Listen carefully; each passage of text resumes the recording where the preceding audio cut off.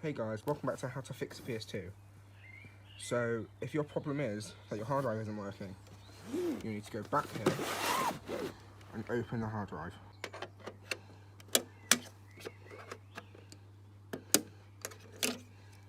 So now we've got this out, you're going to want to place that here, and you're going to put this here, and then you're going to want to.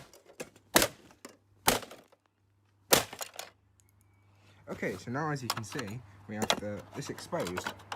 And oh, there's our problem right there. Let me just fix it.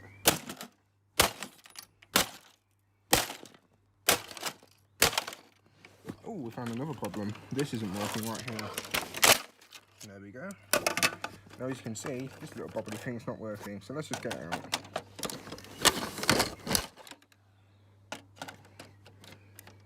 There we go, all fixed. And that's how you fix PS2. Thanks for watching, like and subscribe, and this is a good tutorial on how to fix it. Yeah. Oh, look at that. Oh, bit of exposure there. Alright. Well, now you know how to fix it too. Like and subscribe. Peace.